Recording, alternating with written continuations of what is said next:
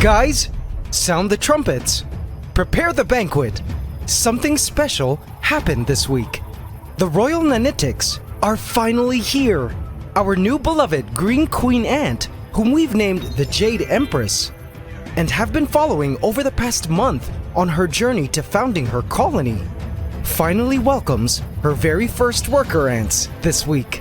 I'm so proud of her and of us for making it this far, because this species of ant, known as weaver ants, are notoriously hard to get started in captivity from just a pregnant queen ant, as we've done here. It's been 1 month since we first caught our Jade Empress, and she laid eggs for us. And finally, today we're going to meet our very first weaver ant workers, as well as discuss what our next steps should be, because I'll be needing your help and opinions to ensure our young fledgling colony has the best chance at success to hopefully become our future thriving and epic weaver ant kingdom, living gloriously as these ants do within the trees. Welcome to the Ants Canada Ant Channel. Please subscribe to my channel and hit the bell icon. Welcome to the AC family. Enjoy.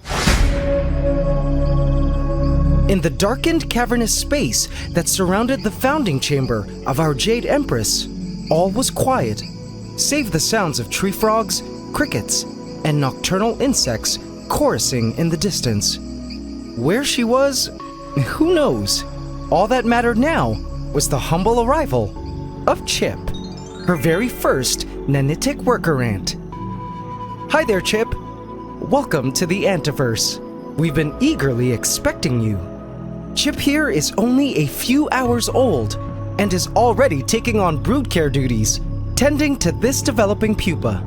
Now, Chip doesn't know it yet, but she's the first of an upcoming fleet of VIP, or rather VIA, worker ants, known as the nanitics, whose very important work will make the difference between whether or not this entire ant colony will succeed and turn into the millions we hope they will, or fail and completely die out. We'll be working closely together with Chip and her upcoming fellow nanitics to pioneer the growth of this colony. But just a heads up, if you're new, I want all of us to be on the same page and manage our expectations here, because this is all going to be a very difficult journey for us and these weaver ants, since this ant species, as mentioned earlier, is extremely tough to get started from just this founding stage, which is why I am elated that we've already come this far in the founding process. I do know, however, that together with all of your help, AC family, we'll manage to guide these ants on their road to proliferation into the weaver ant colony of our dreams. But first, AC family, now that the very first nanitic has arrived, and more nanitics arriving shortly later on in the video, we can now technically call this a legit ant colony. And so, I'm pleased to announce, it's time for something big. I'm taking names, guys. What should we name this new weaver ant colony of ours? Let me know your name suggestions in the comments, and your AC Senate and I will choose our top 5 favorites for all of us to vote on in a future video. I can't wait to hear your names, and if you can't think of one now, feel free to give one later as we learn more about these weaver ants in this video. So before we meet Chip further and see how she's been working closely with our Jade Empress to care for the growing colony, I wanted to do a quick overview on these weaver ants for those who may be just joining us on this intriguing weaver ant series and may not be aware of just how incredibly unique and special these particular ants actually are. Let's do a quick weaver ant crash course. Prepare to be mind blown.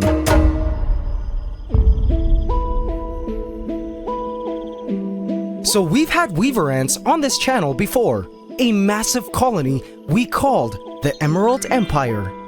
So these ants don't nest in the soil like other ants, but nest arboreally, exclusively within the leaves of trees and bushes.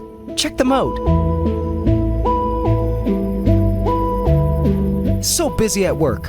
They're called weaver ants because they execute these massive building operations where the workers pull leaves together and use the silk produced by their larvae to essentially glue these pulled-in leaves to form these great big leaf nest structures. Using live leaves as a nest building material is part of the genius biological engineering of these weaver ants, because within these weaver ant nests, the air is perfectly humidified due to the tree or plant's natural transpiration process, where the plant releases water vapor, and the plant continues to take in the carbon dioxide the ants breathe out inside the nest, while replacing it with fresh oxygen for the ants to breathe in. Once the leaves wilt, which leaves eventually do, the ants construct another leaf nest somewhere else on the plant. I don't know about you guys, but I find that pretty amazing. And I must say, I miss keeping weaver ants on the channel. Sadly, during the pandemic, I had to release the Emerald Empire along with many other ant colonies I was keeping back into the wild due to lockdown in my city, making it hard to get them feeders. I promised myself that one day we would have weaver ants again on the channel. And finally, that day has come, AC family. The fact that we've made it this far is pretty spectacular. So Chip is currently still hardening as she's just emerged from her pupal stage. She's a bit delicate, but she's clearly ready to work. Now, some of you might be wondering why she's brownish and not green in color. Great question. So here in my country and throughout Southeast Asia, where I currently live, these weaver ants are reddish-brown in color. The queens, however, come in bright green, blue-green, brown, yellow, and all these colors in between. However, in Australia, where these weaver ants also exist, the workers are actually legit green. Jealous? No, I'm kidding.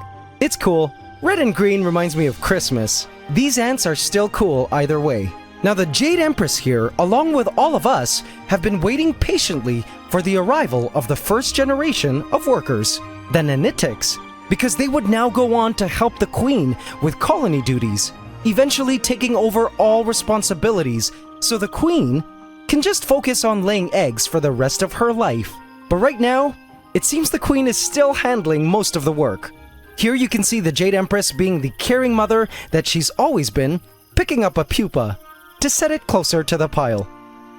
The Jade Empress carefully cleans each egg, larva, and pupa, licking it with her antiseptic saliva to ensure they don't get attacked by mold or disease. I also managed to catch her feeding a larva, as seen here, some of her self-made nutritious soup, made from regurgitated liquefied muscle tissues in her back, which so far has been sustaining her and all these babies.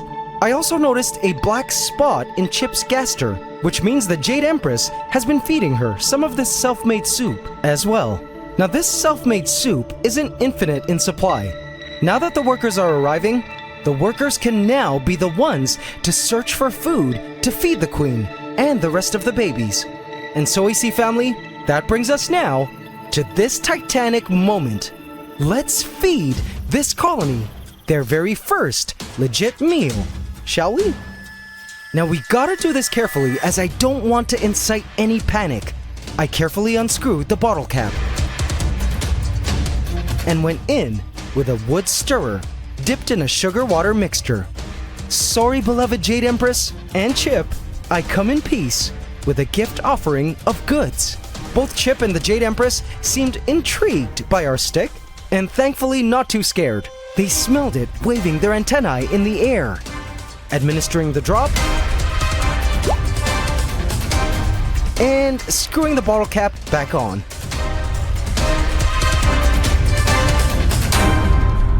I watched to see what would happen. For the first little while, I noticed that neither Chip nor the Queen seemed interested in the sweet drop of sugar water. Surely they could smell it. Eventually, I decided that they weren't interested in it. It was too early, I think. I usually wait about 5 to 10 days after the first worker ecloses before offering food. I think the Jade Empress still has a good supply of self-made soup inside her, and the worker is probably still hardening and isn't ready to eat yet. I think I'll just try again in a few days. But meanwhile, let's wipe up the drop just so we don't get mold or babies don't end up getting stuck in it. Now AC family, I've been thinking long and hard about what the plan should be starting now. Let me know what you guys think of this plan. So I think we should just continue raising the Queen all her brood and the nenetics in this bottle for now. It does seem the colony is comfortable here, and the bottle is offering the colony the perfect amount of humidity and air stillness that founding ant colonies need to succeed. I'm afraid if we try moving the colony into a plant too early, they would surely die out from the shock in environment. I mentioned in a previous video that I do plan on replacing this bottle cap with a bottle cap with a hole, so the workers can exit the bottle and I can place the bottle into a terrarium where I can place their food. I remember how much our Emerald Empire loved the sweet jelly cups, so I intend on offering that first. I don't intend on doing all of this, however, until the ants start showing signs of web spinning though, because once the weaver ants start spinning webs with the larvae silk, then they can block off the hole in the bottle cap to a size that best suits them using the silk. That way they can decide to make the bottle cap hole small enough for the workers while keeping the internal environment of the bottle consistent. And then when the ants would be ready, they could widen the hole for moving the queen out into a plant or tree that I can just plant into their terrarium. Housing them in a bottle will also allow us to film and monitor their progress, so we can see if their numbers are increasing or decreasing. What do you guys think of this idea? As always, on this channel, your input is super valuable. You guys have cooperatively helped me raise and care for some of the most iconic ant colonies on YouTube. I have faith that with all of your help, we can one day see this ant colony through to become one of the greats on this channel. Now, one thing I wanted to mention for all of you who've been wanting to get into ant keeping with me is that you're actually in luck. Did you know that it's anting season in the Northern Hemisphere and you don't even need to leave your home to start an ant colony? You can catch pregnant queen ants from the safety of your own backyard, balcony, or open window starting this month. Be sure to visit antscanada.com for all your ant keeping and collecting gear shipped to you in a special package from our ant-loving facility in the USA, so you can get the most out of your ant keeping experience. We ship worldwide and also offer full email support if you need our help. We also have a helpful forum and ant colony trading marketplace on the site. Visit antscanada.com today. The day after filming this episode, the second nenitic actually closed. Care to give her a name, guys? She's so cute. And it looks like a third is well on the way. By next week, for sure we'll have a nice little army of nenetics, all eager to work and hungry, so we can attempt to feed them their first meal of sugar water then. Before I forget, AC family, I have left a hidden cookie for you here. If you would just like to watch some extended play footage of our new weaver ant colony to the sounds of some relaxing music, go check it out. Overall, I can't wait to learn more along with you guys about how these incredible weaver ants grow into the mature colonies we all know and love in the trees. They are truly a dream species and a true gift to be able to follow week after week like this. I do know that what we are all doing and documenting here is truly valuable to science because a lot isn't known about how weaver ant colonies start. And so this AC family is an important journey that I am super grateful to be on with all of you. My heart is so full seeing all of your comments in these ant videos. So if you haven't yet, please remember to like the video if you enjoyed it, as that would truly help a lot. And hit that subscribe button to join our ever-growing AC family and be part of this historical and magical weaver ant journey. Until next week, when we return to the great the ant room and this burgeoning weaver ant colony. Thank you all for watching and supporting the ants. It's Ant Love forever.